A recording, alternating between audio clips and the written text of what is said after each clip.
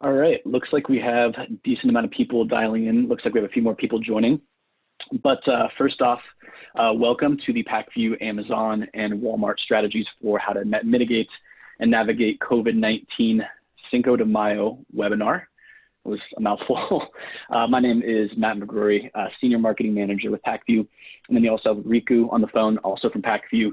We're going to spend the next hour walking through some insights and takeaways, but especially some strategies and some thoughts on how you can help navigate these very turbulent times. We've heard from lots of brands that they just feel very, very unsure of what to do and how to navigate and how to optimize their strategies. So we'll kind of walk you through that.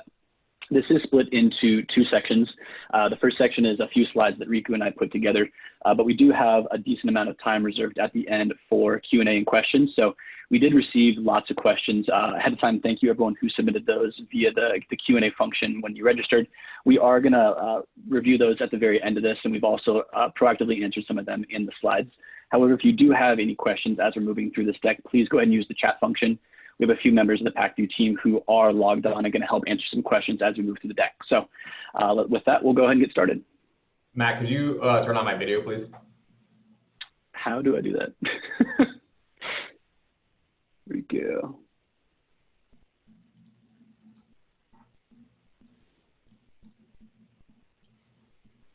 All right. Is that working for you? Yes. Okay. Perfect. All right, so first and foremost, wanted to do a quick intro for who our presenters are today. This is Matt speaking. You have also Riku on the line. I'll do a quick intro for myself and then kick it over to Riku. Matt McGrory, Senior Marketing Manager at Pacvue, been here for just over a year and a half, so it feels a lot longer. My background is primarily the Amazon industry with also a focus in Walmart paid advertising. So a couple of years at Newell Brands after Amazon, helping build out their AMS and AMG Amazon advertising wing, then 2 years or a year at Kraft Heinz and RX Bar, helping build out some of their paid search and digital media platforms as well. Hey guys, my name is Riku. I'm also a senior manager here at Pacvue. I started my current journey with Procter & Gamble, where I worked with some of their home care brands, including Dawn, Cascade, Swiffer, Febreze, and a couple others. I transitioned to the agency world a couple of years ago after getting a taste of e-commerce and just really decided that I wanted to focus my career on e-commerce, which is the route that I currently chose. I like learning about and working with clients from all different categories. But as they kind of say that once you can take a person out of CPG, but you can't really take the CPG out of a person. So at the heart of it, I'm a CPGer through and through. But with that said, I really like it working with clients from all different categories. Awesome.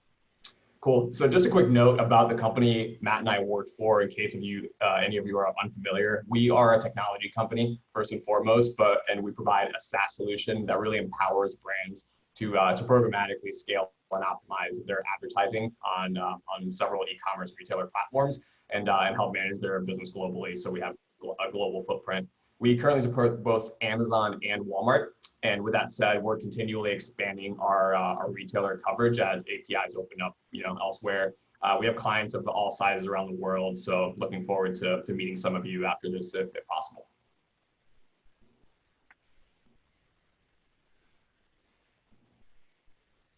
Cool. So really the purpose of today's webinar is to give you concrete recommendations on how to respond, or the options of what you could do to respond to the current situation that we have, that we're currently facing. So first, before we jump into those recommendations, we first wanted to provide a little bit of context around what we're seeing in terms of overall trends, some of the categories that we're dealing with. Want to show you some of the data that we're currently looking at. So what this slide tells you right here, we're looking at weekly ad sales going back to the start of 2019. So this data set right here on the graph is a collection of a large number of brands across CPG. And the point of it is to illustrate the sheer magnitude of this panic buying that we saw at the height of COVID-19. And when we say the height of panic buying, we really define that right around that March 11th time period, which is when the World Health Organization declared COVID-19 as a global pandemic. That's really when we saw the biggest spike in terms of just overall volume of search traffic and ad spend and ad sales. And it's slowly dropped off, but the main limitation there has been inventory that's available, not necessarily a lack of traffic. it's really just, FOMO, if you're missing out and panic buying, that's been driving this change. And it's pretty significant considering we're over 50% higher than we were at Prime Day 2019 for the brands that we looked at. Yeah, so thanks, Riku. Next two slides are going to talk about some trends that we see in the marketplace due to COVID right now, with some pretty crazy things happening. Probably don't need to tell you guys that a lot has changed in the past 8 to 12 weeks with some things we've never really seen before. So this chart is from March 2020 versus March 2019 year over year. Categories with the highest spend growth year over year. Some ones that you normally don't really see on this list: toys and games, arts, crafts, and sewing. So images on the right are the #1 selling or most clicked on ASINs for each of these product categories. Main takeaway of this slide is there's some categories that customers are purchasing online for the first time are purchasing at a much higher rate. So in the past, you may have thought that your brands weren't necessarily fit for e-commerce, or your items weren't being purchased online. We're seeing that across the board. Obviously, as brick and mortar stores are closed, and total purchases are increasing online, but new customers are moving their purchasing from offline channels to online. Really, really great time to invest with some categories like arts, crafts, and sewing, which is actually my first job ever at Amazon, growing really, really strong year over year. So some pretty clear winners. But moving on to the next slide, I don't want to say losers, but some areas of opportunity. So we are seeing a lot of movement in cost per clicks. This is, again, March 2020 versus 2019, with some big categories like pets, tools and home improvement, patio, lawn and garden, with some pretty strong or pretty high growth in cost per clicks, getting more competitive and more expensive year over year. The three categories at the bottom may come as a bit of a surprise, and you may see cost per clicks down, 20% for beauty or 40% for baby. This is not to say that this is driven by lower competition per se on the platform. In fact, it's usually almost always due to out of stock rates. So we have a couple of slides later on in the deck where we'll talk about mitigation tactics, or things you can do to help still maintain your advertising presence while navigating out of stock issues or just inventory constraints in general online. But one of the key takeaways here is, we don't recommend pausing your advertising during this crisis. We actually think it's a great time to invest. And if you look at some of those categories, the bottom, beauty at down 20%, baby down 40%. Ironically, it actually represents an opportunity for some cost savings if you do want to keep your advertising campaigns alive. So some very interesting metrics there due to out of stock rates. Cool. So as Matt referred to or referenced earlier, we did collect all the questions that you submitted ahead of this, and we grouped those into buckets of themes. So what this next slide is going to tell you is it's kind of the overall themes that we'll adhere to for the rest of the presentation. And after that, we'll start dipping into some of the questions that are being submitted in the Q&A. So the questions, where should I prioritize my spend during periods of volatility? Super important, very, very good question. Why should I keep investing in advertising when organic demand is already so high, at least for now? How can I prepare for eventual out of stock or supply chain issues? Should I move marketing budget away from brick and mortar channels and reallocate to e-commerce channels? Should I add incremental budget to capitalize on demand? Both really good questions. And lastly, if I've never advertised with a certain retailer, should I start now? We'll share some trends on that. So really, when we're looking at this slide right here, this is based on the assumption that an advertiser at the moment has healthy inventory levels, or at least has products to sell. We'll cover the case where that's not the situation. We understand that a lot of brands are facing a lot of out of stock, a lot of supply chain constraints as a result of this incredible demand that we're seeing right now. But very first and foremost, it's choosing the right ad type. Sponsored products are a great ad vehicle to really drive conversion and deliver maximum sales, since shoppers are showing what we consider to be a higher intent to purchase. And by a higher intent to purchase, what we really mean is we're seeing click-through rate and conversion rate both elevated right now. And what that's indicating is that since both of these are up kind of at the same time, it's signaling that shoppers are on site with a higher sense of urgency. They're kind of worried that if they don't buy now, they're going to miss out. We also refer to that as kind of a FOMO, fear of missing out. So that's an interesting trend. We really think sponsored products is where you can really drive the most volume right now. Generally, anywhere from like 70 to 80% of total budget will be spent on sponsored product. That can even dip a little bit higher given this timing right now. Next, on the top right, is focusing on winning with manual targeting. This is really the opportunity to drive volume on your top keywords and to do so with as much precision as control as possible. So when we say manual targeting, you can kind of compare that to auto targeting, which definitely has a time and a place, but this is really your opportunity to take advantage of the shopper trends that you know with as much control as possible. So for context, we do like auto targeting, especially when there's a research angle, and especially powerful is when you combine auto targeting with negative keywords, specifically negatively targeting branded or competitor terms. And then there's certain cases where we'll even negatively target the top category terms that you're already bidding on. The idea behind these, like having this level of control and these guardrails on your auto campaigns, is to better serve the intended purpose of that ad and to find new opportunities that you're not already bidding on. So it's a highly valuable to place your auto bids low and also use those to gain efficient clicks over time. And that'll essentially just supplement your manual bidding, but we don't encourage that to completely, replace what you're doing on the manual front. Then on the bottom left, just given the sheer volatility that we're seeing in both CPCs and product availability, we recommend more touches on your optimization cycles and doing those more frequently. So even if you don't have technology, I imagine most of you are optimizing. You have your own process there, and we are definitely recommending that you do those optimizations more frequently, run through your logic more frequently to make sure that you're capturing that volatility and frequency of changes on site. So with that said, before COVID-19, changes did occur, but the overall change tolerances and frequency were generally lower. But now that we're seeing things change multiple times per day, we want to make sure that the rules are set up to really take advantage of that and take account for these changes. And then lastly, as shoppers are shifting channels, we're really seeing a disproportionate growth in non-branded category search terms. So in order to capture these shoppers, it's really the time to kind of lean in and target those search terms. So what we're recommending is considering reallocating your current budget mix to be a little bit higher in category targeting, and they're subsequently decreasing maybe some of your exposure to branded and competitor targeting. We in retail, we talk about those pivotal points of change in shoppers' lives, like buying a house, having a kid, getting married. It's not necessarily in that order, but like anything that would kind of necessitate a shopper to look outside of their current behavior and possibly try a new brand, try a new product. This is really your opportunity to go after those shoppers, because we're definitely viewing this COVID-19 situation as a pivotal life change moment. So it's really your opportunity to target those shoppers where they're currently at. They're searching for category search terms. Lastly, it's also a good time to consider going outside of your normal shelf into adjacent targeting. This is really relevant because in some of these adjacent categories, the predominant players are dark. They don't have, either they've run out of budget, due to this incredible demand, or they just don't have products to sell right now, so they're dark. That way, we're also seeing CPCs in some of those adjacent categories go downwards, which makes it a little bit more attractive as an area of investment.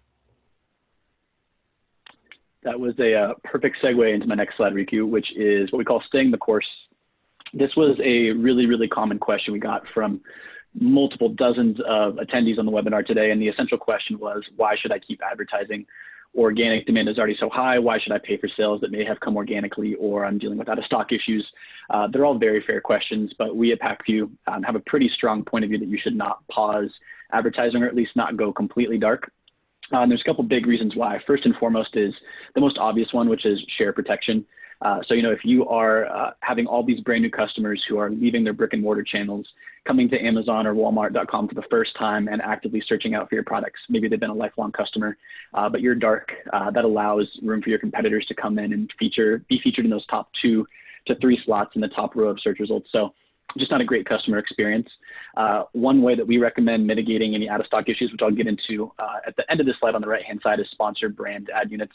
One really, really helpful way to mitigate any potential out-of-stock issues, but make sure that you're still showing up at the top of search results and at top of mind for your existing customers. Next up is continued awareness and branding. So the whole logic here is, if you're not showing up, your competitors will. I know that sounds very simple and sounds like, you're kind of being bullied into advertising on Amazon or Walmart, but as I'm sure most of you know, as the platform has gotten a lot more competitive, and as thousands more advertisers join the platform every single year, it is unfortunately true that if you're not there, there's going to be someone else willing to be there. So, if you do want to stay top of mind for your customers over the long term, as this COVID crisis probably lasts for at least the foreseeable future, we do think it's really important for you to remain top of mind for your customers. And then last one there, bottom left, which is one that's not talked about quite as much, but we think is critically important, is the whole theory of gaining share is really, really hard and really expensive. Losing share is very quick and easy if you just completely go dark on all advertising and just drop off the face of the planet, so to speak. But it takes a really long time, and it's a lot harder to gain back both that built up and hard-earned share, but almost more importantly, in our opinions, that built up and established relevancy. So the reason we think relevancy is such a critical piece of this decision-making process is because, as I'm sure most of you know, the ranking algorithms for any paid search platform like Amazon or Walmart, they have what's called a relevance score or a quality score. And it's really, really critically important in them deciding who wins or who loses a placement for a cost per click search term bid. So that established relevance score that is built up over a very long period of time. It takes a lot of effort and strategy to build it up. But we've seen, unfortunately, some advertisers who go completely dark and stop advertising. One, they start to lose the relevancy they've worked so hard to build up, but two, they open the door for competitors to come in at a lower cost per click, depending on your category, at potentially a savings in their mind, and steal that really hard-earned share and relevancy that's much more difficult to reestablish down the road when you start to advertise again. So one way that we recommend, one of the easiest tactics in our opinion, is on Amazon. It's by sponsored brands ads. This is an example that we pulled from Amazon about 2-3 days ago from Uncle Ben's rice. I'm sure you guys saw a couple slides ago that rice is one of the highest performing categories or most popular items on Amazon right now. Uncle Ben's is having some out of stock issues, but one of the ways that they are mitigating this, which we think is genius, is by leaning on that sponsored brands ad unit there at the top. They are not actively featuring any face out ASINs in this ad, and it looks like that's strategic because this does link to their brand store. So that's a really great way if you have certain ASINs that you don't know whether they are or not in stock, or you're at risk of running out of stock. Just a quick side note, sponsored products ad units will dynamically pause when an ASIN is out of stock.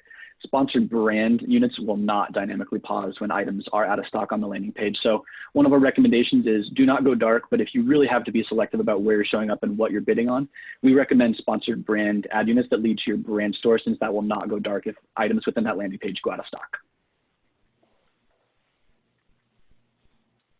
Cool. Some things you can do if you're facing out of stock and just overall planning your supply chain. So as your hero SKUs go out of stock, it's a great opportunity to test some new things, specifically if you have new products or even products that show up lower in organic search. Oftentimes, these are referred to as your tail ASINs or tail SKUs.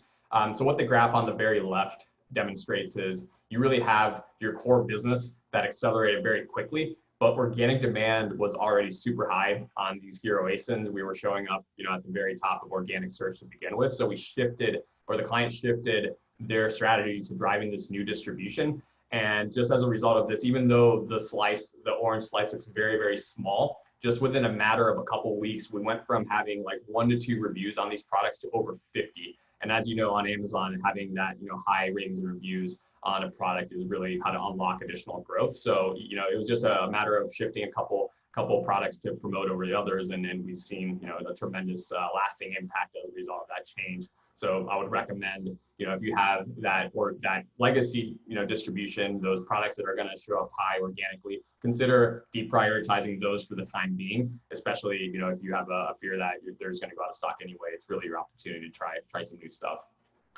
Then, as Matt alluded to earlier, the brand store really is an attractive landing page option when availability is limited, just because, if you are using that as a landing page, the ad unit will continue to run regardless of the availability of the products on that landing page, which is the brand store.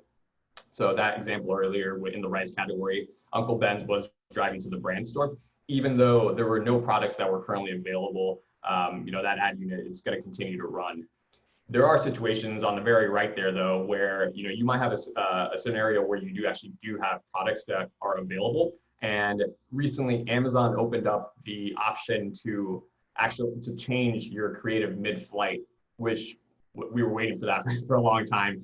Previously, you actually had to pause a sponsor brand campaign, launch a new one if you wanted to change anything, including the tagline, creative, or the ASIN selected. So now you can actually go in, look at some of your legacy, your current sponsor brand ad units, and change what you're actually featuring in that creative. It's a really good opportunity, especially if you have 1 or 2 products that are still available that may not be getting that visibility organically to drive those via the sponsor brand ad unit. And then that way you can really craft that narrative or the story and the experience for that shopper once they land to the brand store, it's really your opportunity to, to tell what your brand's all about. Awesome. All right, so one topic that we get lots and lots of questions on, which makes total sense, is what should I do with budgets? Should I be reallocating budgets away from other channels to e-com? Should I be adding incremental budget? And the short answer is yes, you probably should be, based on our data and our experience. I have a couple stats there at the top of the slide for you guys to help illustrate this point. In March of 2020, Google and Facebook readjusted their 2020 ad revenue forecast for the year. It was prior to COVID. It was going to be obviously up year over year. They are, the big two, the Google, Facebook duopoly of digital advertising. They revised that down in March to be down 19% for 2020. However, when you move over to Amazon's Q1 earnings report, which they released last week, their ad revenue for paid search and display and media marketing was up 44%. So, quick caveat, we do expect that 44% growth rate to slow as we head into Q2 and Q3. Since this was Q1 earnings report, only 1 month of Q1 was significantly impacted by COVID changes in customer behavior. But I think the main point here is that it appears, based on the data that is publicly available and based on what we're seeing specifically with our own managed clients or SaaS clients, is we're seeing a lot of advertisers move money away from advertising places like Google and Facebook, but especially brick and mortar channels.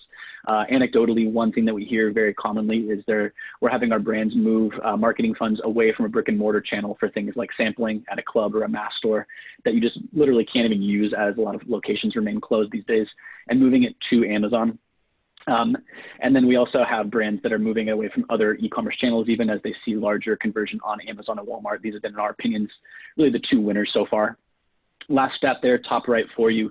This is from a digital consulting agency, Bricks and Clicks. They did a study in March of this year where they were able to show that over 23 million customers in the US purchased a grocery item online for the very first time in March of this year. So just really, really huge growth when you think about how many people are changing their shopping behaviors because they're forced to.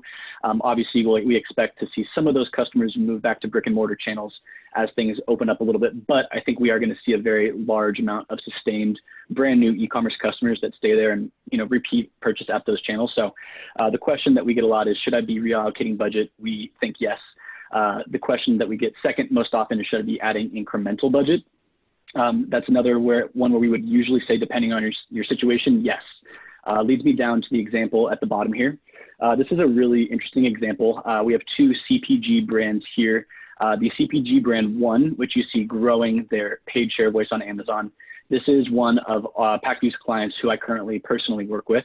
CPG brand 2 in orange there, which has remained flat or even lost a bit of paid share voice, was actually a brand whose paid search and display media I used to manage at a former company in a previous role. So I actually have personal experience managing both of these.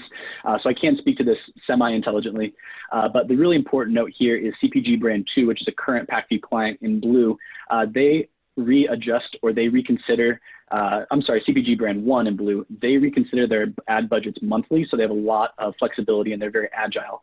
CPG brand 2 in orange, which has remained flat, I know for a fact that they plan their budgets annually. They have very little flexibility in adjusting those over a monthly or quarterly basis, and so it's pretty rigid. So over the last couple of weeks, CPG brand 1 in blue was able to successfully reallocate a decent chunk of budget away from brick and mortar channels that were either closed completely or they saw a pretty big drop off or decline in foot traffic, and move that to Amazon for this example specifically. The data, as you can see in the chart, really speaks for itself. Over the last 6 weeks, CPG brand 1 in blue, who we work with, was able to grow their paid share voice on Amazon by nearly 270%, while their main competitor, who is the number 2 position of share in the category, who they consistently battle for first in the category, actually lost share of voice over the same amount of time. So really, really great, stark example of where brands that are able to be very agile and quick, and especially reallocate budget from other channels or add budget to e-com channels, are continuing to win in this current climate.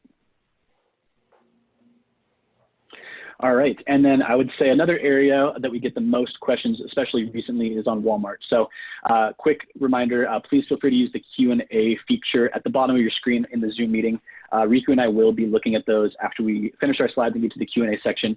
But I know that a lot of you have asked about Walmart. It's a great topic. Walmart has chosen Pacvue as one of their first 4 test launch partners, begin in January of this year, with their new self-service paid search platform. We've seen really, really great success so far, but the main call out here is that Walmart is just kind of the Wild West right now. Very, very low competition, very, very cheap cost per click compared to what you'd see in a Google AdWords or Amazon paid search. So really great time to invest. So we did a quick study. This is April 2020 data. This is a client that we work with at both Amazon and Walmart in the consumer electronics space. Very, very high volume category, lots and lots of competitors in the space, and very, very fragmented. On Amazon, for the 10 keywords that we were tracking, there were over 80 brands, in fact, 84 brands that had some amount of paid share of voice, for these 10 terms. And then you can see at the bottom there in that screen, or that chart, no one really owned anywhere close to, I think the highest was 8%, no one was above 10%. When you go up to Walmart, though, it's completely opposite. It's just really, there's no one currently advertising in a lot of these high volume categories. For the same exact 10 search terms, there was only 2 brands that were advertising at all, and 1 brand that we worked with there in green, they had nearly 90% paid share of voice for those 10 high volume search terms. So really great illustrative visual example that it's a great time to start investing in Walmart and test there. Really quickly, before we move on, a lot of the questions we got were about where to start, where we think you should, try things first. So a couple really important caveats before we go any further on what to do on Walmart. One thing that we have learned in the past couple of weeks as we've begun to work with larger clients is that you only have the ability to promote via paid search what's called a hero SKU. We kind of learned this the hard way when we spent hours with a brand building out a strategy to promote hundreds of their SKUs, but then went to launch campaigns and unfortunately were only able to promote hero SKUs. So quick note there, that may be something you would want to check on. Based on our conversations with the Walmart team, this is a field that advertisers can validate or check for their own catalogs in their catalog or their retail link. So we would definitely recommend that you start there first. Another thing that we've seen with Walmart paid search campaigns is they must have a minimum daily budget of at least $100 for each campaign, or you can select that to be over a longer period of time, and that campaign has to have a total cumulative budget of over $1,000. So important there to know as you're beginning to test on Walmart. But if you are able to get around those initial steps or barriers to entry, we think it's a great time to test. We recommend starting off with auto campaigns at a low cost per click. We have seen some advertisers drive as much as 40 million impressions over just a few days with about $1,000 in ad spend. So that's obviously specific to one product category, but just huge, huge opportunity, low cost per click, low eCPMs. We also recommend starting off testing on a smaller set of manual keywords as you determine what customers are searching differently on Walmart versus Amazon or Google AdWords. The search behavior or the customers may be a little bit different than they are on your previous channels. So we recommend starting off with the keywords that you know are going to perform the best and then testing from there. And then lastly, what we recommend for Walmart is they've given a lot of great functionality and the ability to use placement modifiers. They do this both at the ad placement level, so you can either choose to bid more aggressively on search in-grid or on buy box placements. That's for their auto campaigns only. Or you can also decide to use modifiers for different platforms, so their mobile web, mobile app, and desktop. So depending on the category, we've seen varying levels of success, I should say. So we definitely recommend that you test those out, but some really exciting features that Walmart's rolled out. And again, last thing on this, just great time to test. We recommend getting started quickly. So last up, just a quick summary on a couple of the takeaways from here. So first up is, the recommendation to continue investing in paid search when inventory levels are healthy, or conversely, if inventory levels are not healthy, doing so strategically, be a sponsor brand and the ad units that'll continue to run regardless of your inventory positions. Doing this is just going to enable your brand to really maximize share gains as shoppers are shifting to e-commerce. With that said, point number 5 is kind of getting ahead of it, but just recalibrating how you measure success, right? If we're not, under no circumstances are we saying that you should expect to have the same level of efficiency if you don't have anything to sell. What this is doing, it's really a branding play at the heart of it, right? So keeping that share of mind with shoppers, staying on top of it to make sure that as shoppers are coming to Amazon and Walmart, that your product and your brand are visible there. Next up is really being nimble and keeping an all hands on deck mentality to quickly react to changes that we're seeing in the marketplace. So running optimization rules more frequently. You don't have to have tech to do that. Whatever your current process is, just going through that more frequently, whether it's daily, every other day or so forth.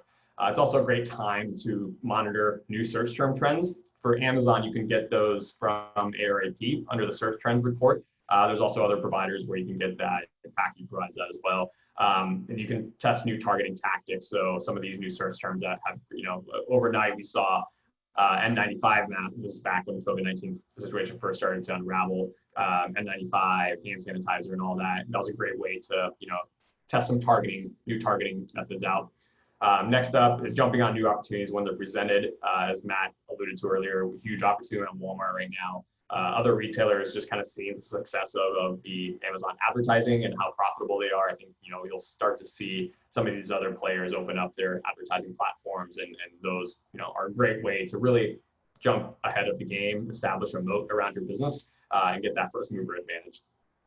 Then next up, you guys are all probably all e-commerce practitioners, so just staying agile with funding, that is probably something that you're constantly telling your companies.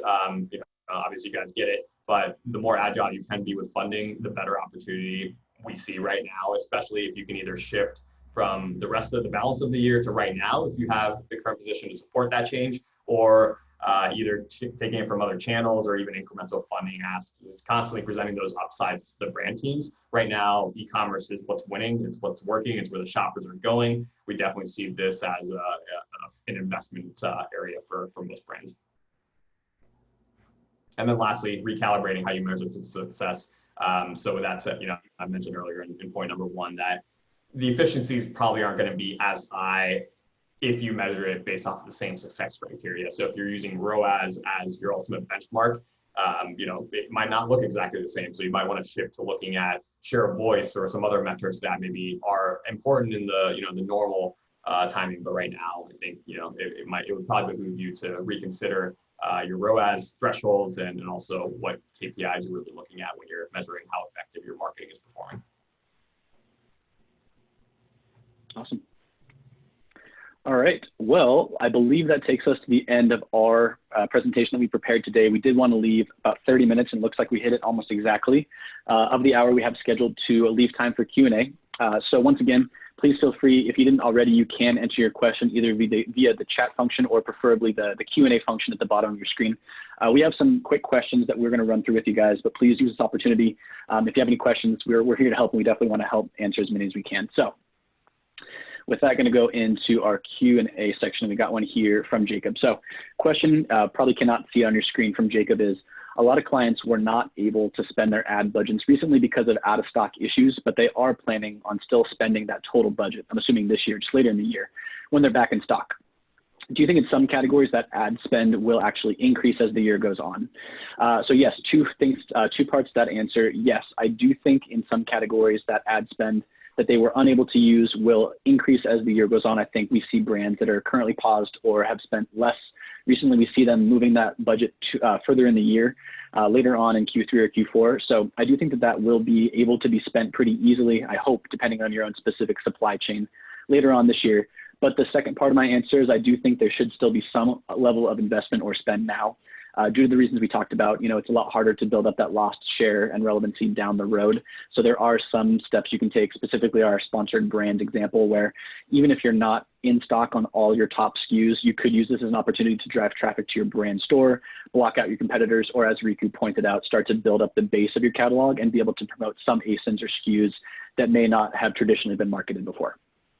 Yeah, we definitely see, there's a certain degree of suppression of consumer demand in certain categories. With that said, it's not going to just go away completely overnight. We do expect some of that demand to possibly shift toward later on in the year as some of these categories that were deemed non-essential, kind of like, it's their time to kind of be back in the spotlight. Also, without getting into a huge science debate, there's an indication that this, COVID-19 situation will come back in the fall. So there's also, the kind of this contingency that there will be that demand later on in the year. At that point, we could expect to see, or if that happens, if it comes true, we can expect to see elevated traffic again in the e-commerce channel, as shoppers don't want to go to the store and risk that. Great. Next up, I have a question from Rebecca. A question is, what qualifies as a hero SKU to Walmart? Really, really good question and really important question, Rebecca, so thank you. Essentially, it is whatever is the default product that a customer lands on when they click onto a page that is variated. So that was a long way of saying that if your products are not variated and your product or your SKU is just a standalone item on its own product detail page, that is already a hero SKU. However, if you have different sizes or different count or pack sizes or different, t-shirt colors of a product that you're selling, and the product detail page has a variation, so you have, for example, 5 pack sizes on the same product detail page, only one of those 5 will be designated as the hero SKU. That can either be determined by clicking onto the product detail page and seeing which of the variations is highlighted first, or which is more accurate in our opinion, which we recommend is actually downloading your catalog from Retail Link or asking for your product catalog from your Walmart counterpart. And in that catalog download, it does designate hero SKUs for you. All right, next question is from Christine. Christine asked, does Pacvue allow inventory insight on Walmart? Answer is yes, in the near future. We have this already built out for our Amazon product, but for the Walmart product, we are quickly working on integrating their Retail Link inventory data into the Pacvue platform, actively being worked on by our dev team on their very short-term roadmap, but in the near future, we will have that functionality.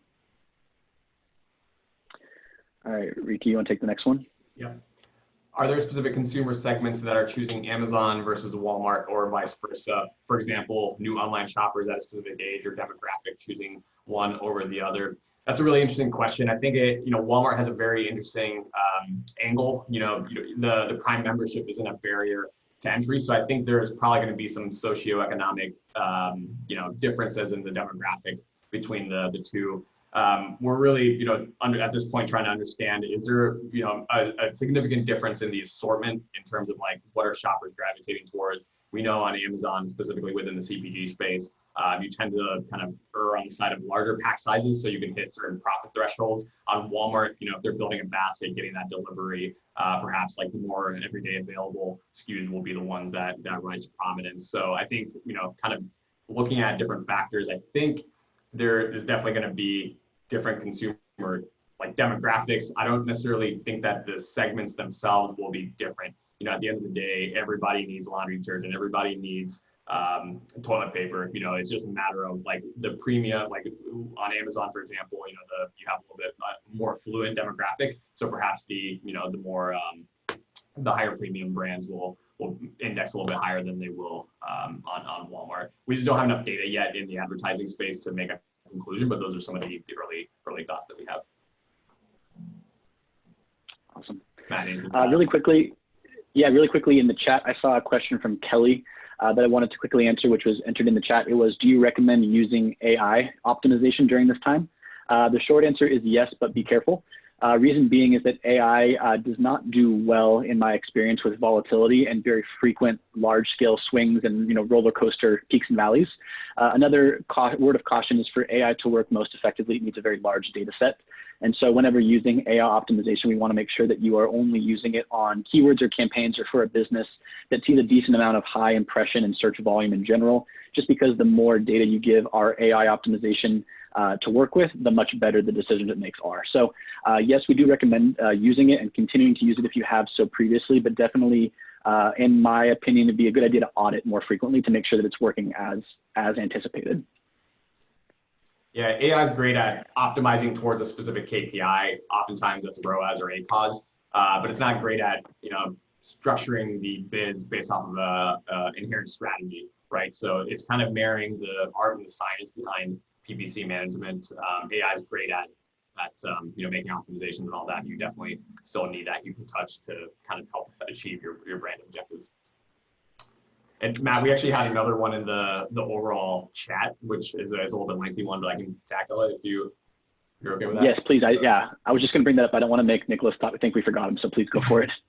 So the question is, we sell dog harnesses and apparel which have been deemed as non-essential. We're seeing budgets being spent on relevant keywords, but relevant keywords aren't returning any sales. These have been profitable keywords for us in the past, such as dog harness. What's your take on this? The only reason I can think of is 2-week shipping time window any other possible reasons. I think you nailed it. I think the delivery promises is what's scaring some shoppers away. I think some of them are still on site. Some shoppers are still on site, kind of researching products, but the frivolous spending probably isn't as high as it might have been. I'm not saying dog harnesses are frivolous, but when job uncertainty is at the main theme here, that discretionary spending might be kind of going down a little bit. Matt, anything you can think of there? I think you got all of it. I think the lead time is really important. I also saw, Enrico, I think you probably get to a second question, but I think that there's just a lot of change in customer behavior in general. Right now, people may be having to prioritize essential items like Riku mentioned, but I think the lead time is probably the biggest one in my opinion. Cool. And then the second part of that was due to the high wasted ad spend, we decided to pause the campaigns. But so far, we haven't seen a huge dip in sales. What's your take on that? Does that necessarily mean that the PPC ads aren't really affecting the sales at all? What would your strategy be if you were in our situation? I think this is a great question, kind of on the theme of incrementality and how are you really splitting up your spend. So we know that branded spend is very important. There's some strategic ways you can kind of leverage that to drive your business, drive new distribution, do things that are going to be incremental rather than just getting sloppy clicks. So the first thing I would look at is historically, what has been your overall spend mix in branded versus category versus competitor spend? And if it's significantly in branded spend, then that's the reason why you're probably not getting that drop in sales, because those would have been shoppers that you were getting already. So that'd be the first thing I look at. Without just a pretty in-depth audit, it's kind of difficult to kind of give you a strategy recommendation. But if you want to send us an email, we're happy to jump on a quick call to talk your specific situation. Perfect. All right, so I have a couple more questions from Jenny and Jacob. I'll answer Jenny's questions first and then Jacob's. Then we also got one more on chat. Again, please feel free. You have us for another 20 minutes. Keep giving us your questions. We want this to be as productive as possible for you guys. So first for Jenny, question is, what is a tactic that you see being underutilized during this high traffic time? Would guess that a lot of suppliers are using the same tactics to drive conversion during this time.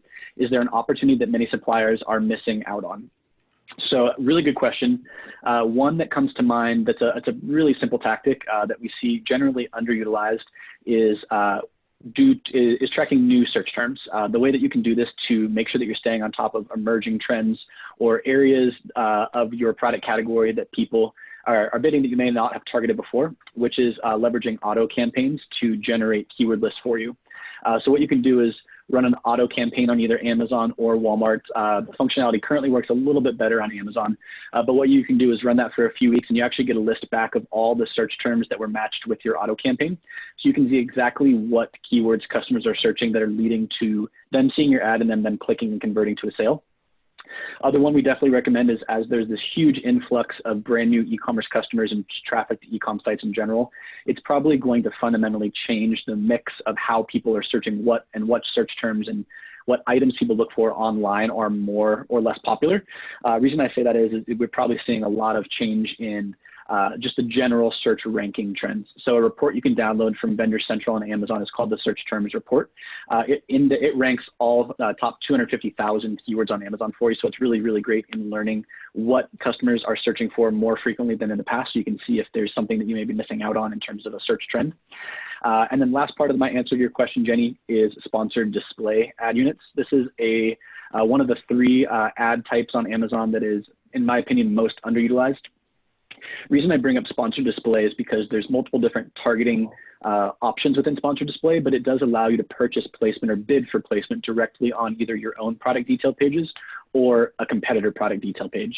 So if you are out of stock on one of your top ASINs, but you want to really, really, really clearly drive traffic away from an out of stock ASIN to maybe a secondary or tertiary non-hero ASIN, so to speak, in your catalog, you can drive customers away to where you want them to go. Also, by the same logic, if you see a competitor that has a product that's similar to yours that is out of stock due to all the craziness right now, might be a really great opportunity to be able to bid or purchase real estate directly on their product detail page and slowly steal away share from that brand. All right, another question from Jacob. Are manual campaigns seeing more success than normal on Walmart due to increased search volume? Not from what we're seeing. The whole having to show up in the first 128 organic search results kind of limits the overall spend mix or opportunity on manual targeting, at least from what we're seeing. We're definitely seeing auto targeting still, up 80 to 85% of total spend. So it's definitely something that we're kind of inching our way to kind of figure out how to drive more manual spend. But for now, like the overall trends that we're seeing it's not necessarily suggesting that manual is more effective or even higher in search or in overall spend. Awesome. All right, I have one more question from Kwong in the chat feature. Are you seeing any change related to the way people are searching on Amazon? For example, Amazon customers start searching for more generic / life stage terms. The example they gave was pain relief versus ibuprofen. Really good question. We are seeing an influx of customers that are searching all over the board. So there's no really one section that is significantly out-indexed or grown more substantially or more quickly.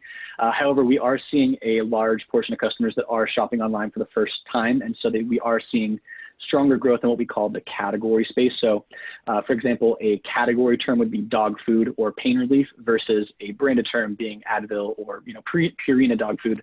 So I would say that now is a really great time to capitalize on some of the general increase in generic non-branded, what we call category search terms. That's in our data set. Well, we can see that is definitely growing the most quickly right now, but not to say that there's not an opportunity to capture the huge number of new customers coming to the Amazon or Walmart platform for the first time, searching for your products directly by your brand name.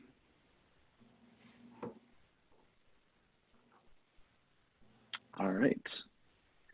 Looks like that is all we have today. We'll give it a few more minutes, just another minute or two. If anyone has one last question they want to enter either in the Q&A section or the chat feature, Riku and I can stay on to the end of the call for the next 13, 14 minutes or so. So please feel free to use this time if you have any more questions.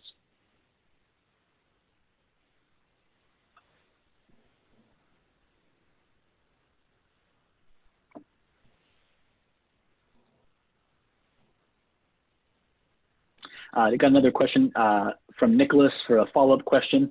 To discuss more specific via detail, do you follow up with our customer success manager or us? You can reach out to your customer success manager if you already have the information. However, you can definitely reach out to me and Riku. I do not believe that our emails are included in this deck, but we can provide them as a follow-up for everyone who viewed this. Definitely want to be able to help answer questions offline or something that you may not have thought of during this, this brief hour. So Nicholas, if you have the customer success manager's contact information, please go ahead and reach out. They can get you in touch with us, or we will also provide our contact information for the larger group that attended today. Yeah, and feel free to reach out on LinkedIn as well. I think, for Riku, if you search for Riku, there's only 2 of us in the world, I think. So pretty easy to find. Matt should be pretty good to find as well. Might be a little easier to find than Matt. So. If it's Riku the strong man, it's definitely not me.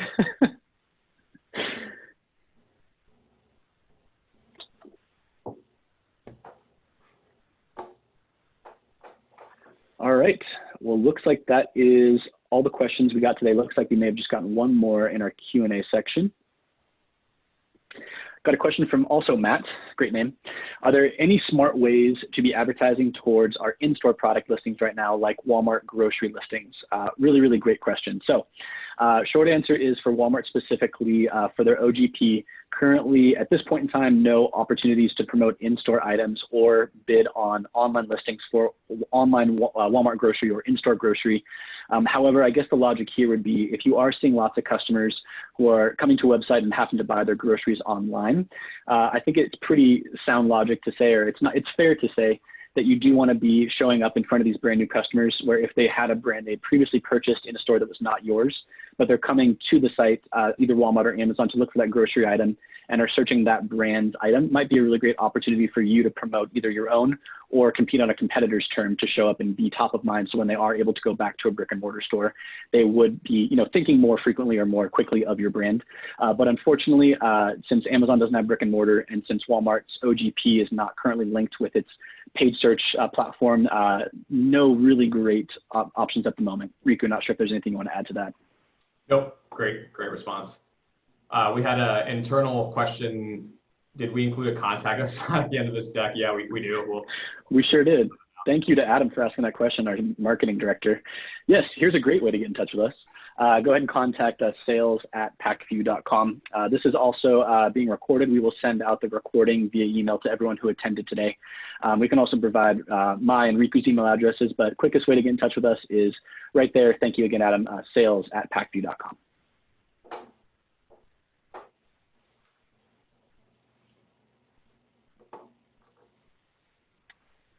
All right.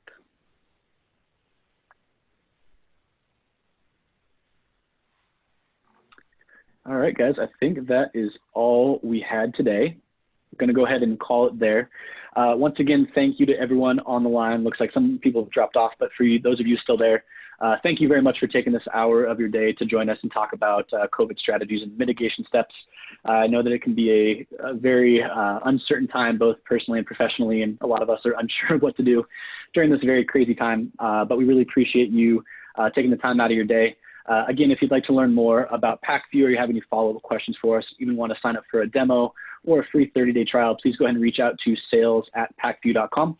Also, it would be a great way for us to have you on our contact list, so as we schedule more of these follow-up sessions and additional webinars and trainings, you will receive notification and be encouraged to sign up. So thank you guys very much. Really appreciate the time, and we will talk to you soon. Thanks, everyone.